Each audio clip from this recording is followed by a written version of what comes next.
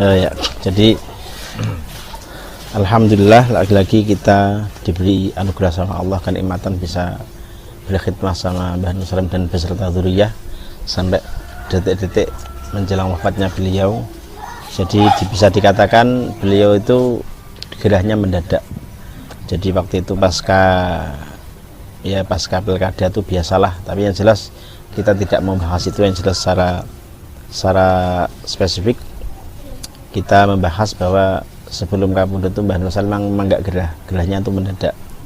Jadi singkat cerita itu karena kebetulan kita ini santri-santri yang termasuk diberi fadl sama Allah bisa diutus direkno beliau setiap Jumat di makam beliau, di makamnya Mbah Munang setiap Jumat.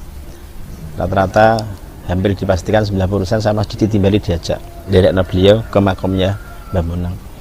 Jadi waktu itu malam Jumat itu seperti biasa itu Rajab, bulannya Rajab kan. Mbah Nur Salim itu wafat tanggal 9 Rajab. Kalau umumnya saya lupa ya, nanti dicocokkan lagi enggak apa-apa.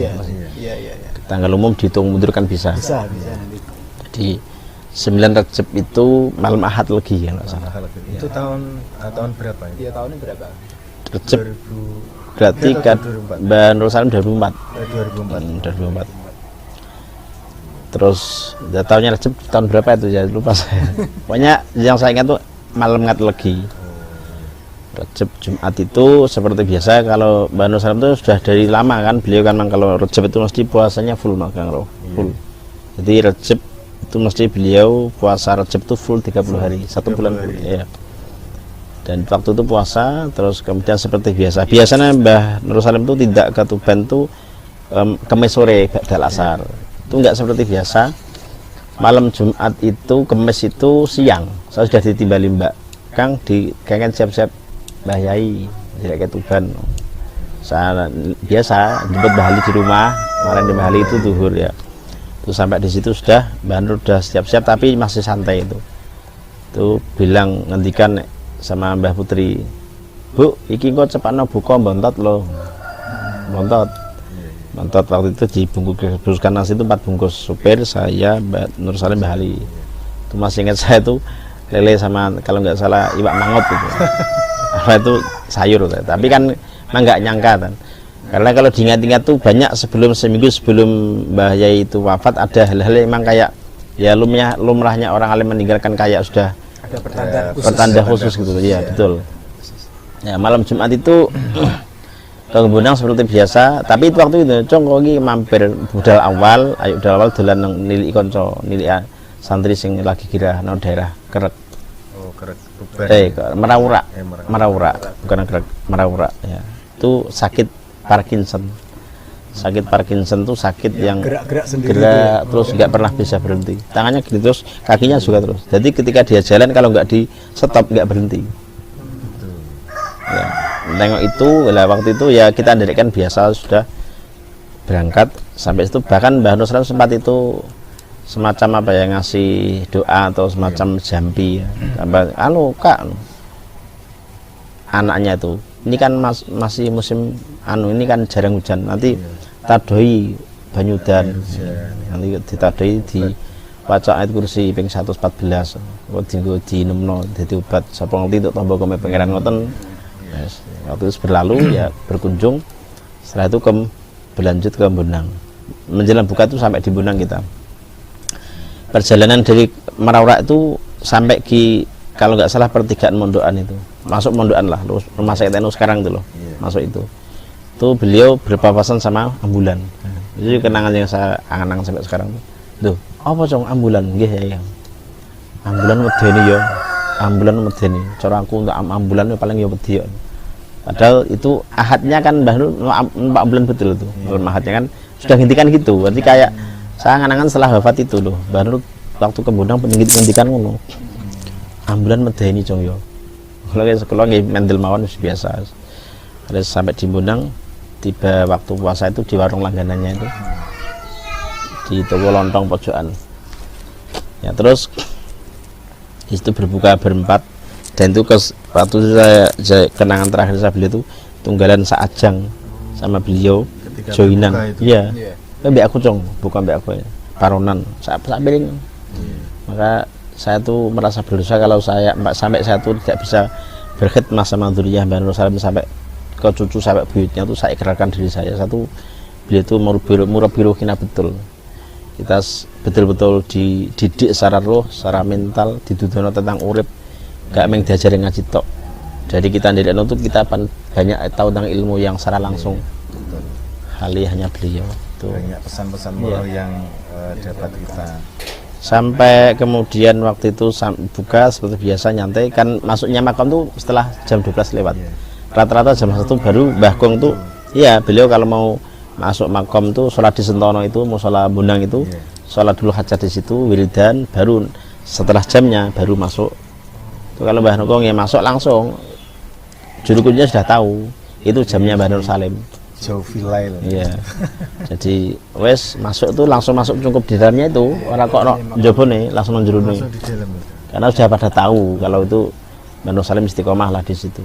Nanti juru kunci sudah tahu. Jadi kita masuk betul di dorihahnya itu, dorihahnya Mbah Bonang. Wiridan di situ. Sampai sekarang saya masih nyium wiridannya beliau tuh. Yang dibaca di makam itu apa saya sempat sampai hafal dan saya tulis. Karena saking seringnya setiap kali diajak ke Tuban itu ya. Iya, baca Asmaul Husna, baca Fatihah. Itu sampai sekarang wiridnya saya masih punya, saya tulis. Saya simpan. Dan setelah itu pulang seperti biasa, beliau sampai di pondok kan pagi. Jumat pagi subuh itu sebelum subuh sudah sampai menjelang subuh. Itu ya langsung jamaah. Jadi beliau tuh kalau urusan istiqomah luar biasa. Oke, beliau mempraktekkan sampai pondok lagi jamaah baru biasanya Jumat itu setelah pagi Jumat itu kadang beliau baru sore jam 9-an atau jam berapa gitu. Tapi waktu itu dilalah waktu itu tuh Jumat itu jadwal saya masak kan loh. Itu cerita di dalam atau di pondok? Di pondok jadwal piket masak untuk di sarapan pagi anak-anak di pondok jadwal saya. Waktu itu saya lewat di jalan kaki mau belanja di toko itu. Lah waktu itu ibu dilelah nang Jawa Cong, rene sing sampe nanti Cong. Nggih Bu, iku bapakmu loro. Bapakmu loro terus. Di situ saya baru tahu. Ternyata mungkin sudah setengah zaman beliau merasakan sakit perut itu. Terus singkat cerita sampai sini saya nggak jadi belanja di situ terus nungguin beliau sampai waktu itu orang kampung Alasti sampai itu dipuruti begini sih. Akhirnya alhasil dibawa ke Puskesmas Pandangan. Saya ikut di situ ya. Waktu itu hari Pramuka masih ingat saya. Waktu itu kan Gus Mahasin itu kan ketua Pramuka Rembang. Hari Pramuka ya. Akhirnya Jumat itu dibawa ke Puskesmas. Di sana rada-rada membaik sudah membaik. Nah, waktu itu memang rencananya itu mau ada khatmul Quran di Surabaya mana itu di betul di Ampel? Enggak di Ampel, kalau enggak di mana? Bukan Keputih ya, di Surabaya di Rungkut. Kalau enggak di Kemayoran di mana tuh ya? Pokoknya beliau istiqomah di situ. Di situ sudah direncanakan, kok sing budal lagi Cong. Kang Fatah, Kang Solehin, Kang Amin, Sopo, Mbak Jam, Abang Kebedi semua disuruh berangkat. Di dalam waktu itu Bakas dari Tuban itu juga kan kalau berangkat beliau kan rombongan orang banyak itu. Satu majlis itu banyak sudah ditata yang berangkat siapa gitu terus termasuk saya ikut waktu mau ikut ke Surabaya tapi pas ke Pandangan tuh di rumah saya dulu sudah bisa pinarak tuh ngomong Cong kowe gak sabar dalam Surabaya mbak tidak kono kene dilelah beliau ngomong gitu ngendikan begitu ya sudah tapi untuk santri-santri yang lain tetap berangkat sampean sama beliau tidak boleh berangkat solo ya standby di Puskesmas tuh sampai keadaannya kambuh lagi sampai singkat cerita dia dirujuk ke Rembang. Dari Puskesmas Pandangan ke Rembang tuh saya sama beliau kalau nggak sama siapa tuh sama Mas Umam ya tuh tapi saya sak bulan itu awal beliau sampai ke Rembang di Rembang belum waktu itu Gus Bak masih di Jogja belum rawuh Gus Bak belum tahu juga ya keadaan ayahanda belum jadi Gus Bak rawuh itu ketika Mbah Gong sudah di rumah sakit Rembang. Dirujuk di Rembang tuh malam setelah maghrib ingat saya dirujuk ke Rembang di Rembang tuh 1 hari 1 malam. Itu Sabtu pagi Gus Bak rawuh. Sabtu pagi. Iya, itu sama Ning dia sama Ning Biha masih kecil. Di situ terus keadaannya enggak begitu nggak ada perkembangan kelihatannya. Terus singkat cerita dirujuk di Semarang. Maunya ke Kudus awalnya itu malamnya saya itu Mbak Nur Salim dan cong aku kok loro cong saat itu takut jam biron jam kalih ini aku jamnya ini wis mbak wis ngaji cong. Yang diingat ketika kira tuh ya. Iya, masih ngaji. Ingat ngaji terus mbak piye cong ngaji ngoten terus. Akhirnya sudah dirujuk ke Semarang itu siang setelah zuhur lah mendekati asar itu dirujuk ke Semarang, mestinya mau dibawa ke Madirahayu Kudus tapi nggak jadi. Itu yang sak bulan saya sama Gus Bak sama Mbah itu ya di itu kita jagani gitu dia bulan. Terus sampai di Kudus tanya konti cong aku Jonogono Semarang song gak kuat aku. Ngendikannya semangat terus di perjalanan itu sama Gus Bak ya fokus lah, entah beliau lagi usul apa enggak tahu, yang jelas saya tugasnya nemani Pak Ye waktu itu sama beliau di belakang sama saya. Alhamdulillah sampai Kudus itu perjalanan dari Kudus ke Demak itu nabrak uang loh, ini gor mahasiswa. Ambulannya itu ya? Ambulannya itu. Tapi alhamdulillah bisa diselesaikan saat turun. Diselesaikan ini kan pas panik itu kan emergency. Akhirnya terus singkat cerita langsung kita lalui sampai ke Semarang, dibawa ke rumah sakit Sultan Agung. Wis siap mudik. Sultan Agung penuh. Rumah sakit Sultan Agung karena penuh dirujuk ke Karyadi kan. Kemudian setelah itu sampai sekitar kurang lebih jam setengah 8 malam itu sampai sana diproses pencarian ruang yang VIP. Dan di situ kita lagi-lagi alhamdulillah punya kesempatan bi'aunillah wa taqdirihi. Mungkin beliau Gus Bak itu saking sayai sepanang pikirannya, kemudian beliau sama saya di ruang tunggu itu bilang ke Sacong aku pejeti sirahku ngeluh sampai kon belonyo es batu sampai es batu nuntek. Jadi menurut saya beliau mustaqone tak panggung itu tak pejeti sekitar seperempat sampai 20 menit lah ingat saya. Setelah itu selesai kemudian dipastikan dapat kamar di lantai 3 kalau nggak salah, pokoknya lantai atas. Itu sampai sana positif Bagong itu dirawat di kamar VIP lantai 3 kalau nggak salah ya. Itu ternyata juga tidak berujung membaik. Singkatnya cerita itu sudah dirawat di situ. Itu Bagong keadaannya makin terpuruk Mbah Nur Salim. Tapi beliau masih sadar. Jadi ketika kita tunggu di situ dapat kamar tuh Mbah Nur Salim sempat juga di Quran, bahkan di dinding Quran. Iku sing batira kucung. Di dinding Quran didinding iya. Iku cong sing batu dia kucung. Artinya itu entah itu ngendikan gitu entah kita yang di situ suruh baca atau enggak tahu. Di situ masih sudah lengkap formasinya. Semua putra di situ semua, menantu, bahkan Kang Musti ada di situ. Alhamdulillah Kang Musti ada di situ sama saya. Jadi singkat cerita tuh ketika Mbah Kong masih punya kesadaran itu masih didingi mushaf itu. Terus kita lengkap formasinya, duriah sudah ngumpul semua. Itu jelang detik-detik itu. Kalau enggak salah jam 8:30 lebih seperempat. Terus kemudian posisi ketika itu ya sudah ada yang nunggu selengkapan, saya diajak metu sama Gus Bak keluar malah aku cong. Nah, di situ kemudian Gus Bak wudhu, saya juga wudhu, disuruh diajak sholat sama Gus Bak. Ya di tempat di luar metu keluar kita. Sholat di situ nggak lama, kemudian intinya ya kita cuma direk ke Gus Bak sholat ngamini doanya saya, terus kemudian beliau bilang sabar saya bapak juga pasti kersakno pangeran. Padahal itu belum ada kabar kalau Mbah Kong meninggal. Jadi memang kita nggak sempat tahu nazaknya setelah karena kita di luar sama Gus Bak. Tapi Gus Bak ketika salam berdoa tuh beliau bilang gitu sabar sungus bapak masalah di kesak pangeran. Ini nggak lama terus dipanggil sama Ning Dah kalau nggak salah. Terus di situ Mbah Kong sudah nggak ada sampai itu. Kemudian tapi secara naluri Gus Bak itu sudah perso tahu. Jadi malam Ahad kurang lebih jam 9 kurang seperempat tuh beliau Mbah Nur Salim intiqal ila hadratillah. Dan kita yakin semuanya pasti husnul khotimah karena kita dari mulai sehat sampai sakit sampai beliau memang betul-betul dipastikan wafat. Jadi proses pemulangan jenazah juga sama. Jadi proses pemulangan jenazah itu waktu itu 3 saya sama Kang Masudi yang bantu di jenazah beliau di ambulan itu di belakang. Itu dari Semarang sampai ke Naruan itu saya sama Masudi tok bertiga sama jenazahnya Mbah Yai. Sampai segitu. Alhamdulillah sampai di Naruan itu pagi dan kebetulan itu hari pramuka kan. Hujan lebat itu Naruan. Sampai sana tuh sekitar jam 5:30. Nah, setelah itu saya sudah nggak bisa, karena saya merasa kehilangan betul, saya juga down, langsung saya ke pondok. Padahal ketika itu untuk menghubungi keluarga di rumah juga masih belum bisa, mungkin karena belum ada HP kan ya. Kan kita itu telepon sama SMS.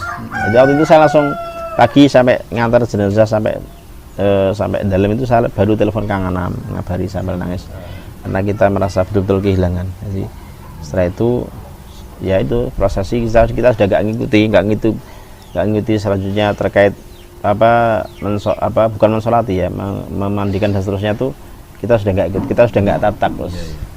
Jadi kita ikut nyolat itu sampai selesai. Ya, baru kemudian setelah itu babak baru dimulai.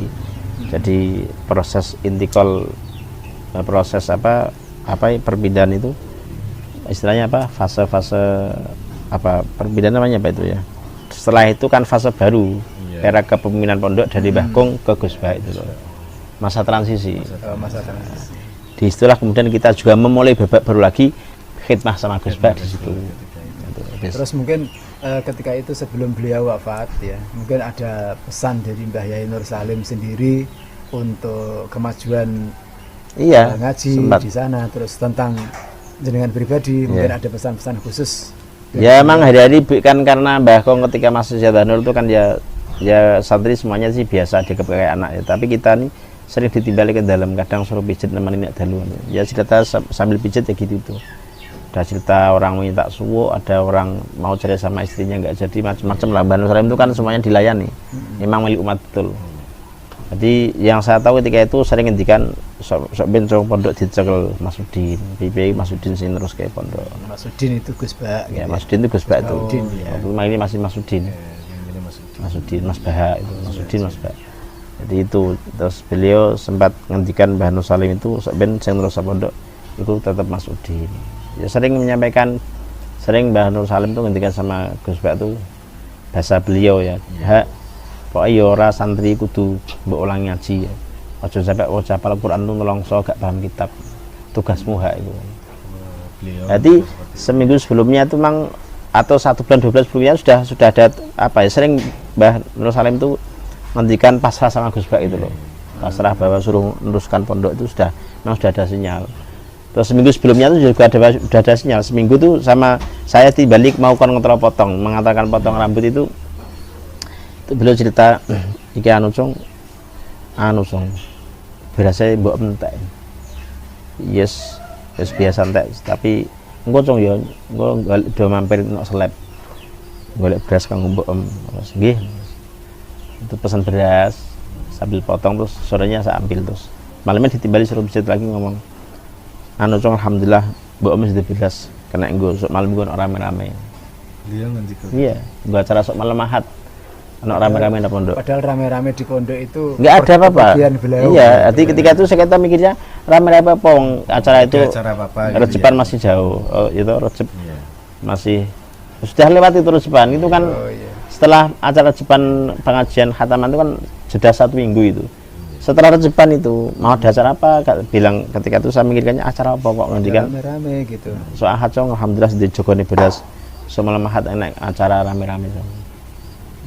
Jadi pada ramai-ramai acara itu ya wafatnya beliau itu. Lagi ini yang bersaksi Kang Amin itu cerita setempat di Bali nggak usah anak ramai-ramai kan ya kayak pojokan ben Padang bangunanku.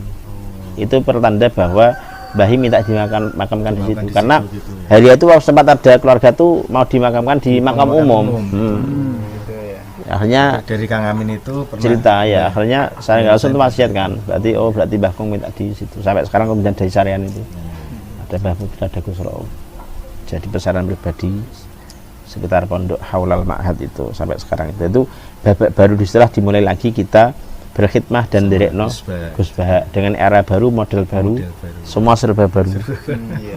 Soalnya kita mengetahui dengan jelas ya sebagai saksi mungkin ya. Dulu ketika saya masih pertama kali ke Naruan, itu kan posisi pondasi masjid itu kan sudah lama sekali boleh dibilang ngangkrak seperti itu ya. Pondasi utara itu ya. Sekarang menjadi aula masih, itu. Lama sekali bangunan itu tidak tidak bisa berjalan. Iya ya, macet belum bisa meneruskan lagi. Ya betul, era baru itu ya era baru bersama Gus Bak di situ. Setelah proses Mbah Kong sudah selesai pemakaman, disitulah era baru dimulai, baru semua menikmati suasana baru, era cara mendidik Gus Bak, cara pembelajaran beliau dengan santri, dan ikut khidmah sama beliau, mikirkan macam-macam lah. Di situ era baru, serba baru. Jadi sehingga kaget ketika banyak santri itu boyong semua, banyak yang boyong, santri itu banyak yang boyong ketika itu, banyak yang boyong. Karena mungkin nggak ada kesiapan secara totalitas untuk bisa ngaji sama Gus Bak itu.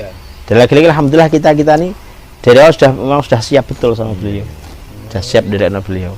Soalnya santri-santri di antara mereka kan belum tahu siapa Gus ini sebenarnya. Itu kan belum tahu. Nah kita yang sudah tahu bocoran dari Banul Salim sering diceritani, sama Mbah Ibu diceritani, sama Gus-Gusnya yang lain cerita Gus Bak itu alim. Alamah di sarang sudah tahu, cuma jadi kita sudah awalnya sudah ingin selalu ya sudah pengen, bahkan saya sempat dulu pengen sama matur sama Banul Salim, Pak ya kalau tak dedek teng Jogja Mas sekali Masudin itu semuanya boleh, saya nggak boleh, nggak saya nongkene cung dilungkas Mas Bak ya naruhan kok kan. Ya hasil ya sudah kita sama Kang Min sing sepuh itu ngawal beliau mulai awal ngiritis metode pendidikan baru, kurikulum baru, apa-apanya serba baru. Dan itu artinya apa? Berarti kita mengawal masa-masa transisi masa kota seorang kiai. Masa-masa sulit beliau kan, masa-masa sulit beliau Gus Bak anyaran dari Jogja, Gunung Sawu belum ada tempat, belum ada dalam macam-macam. Alhamdulillah kita punya kesempatan untuk berkhidmah sama beliau seperti itu.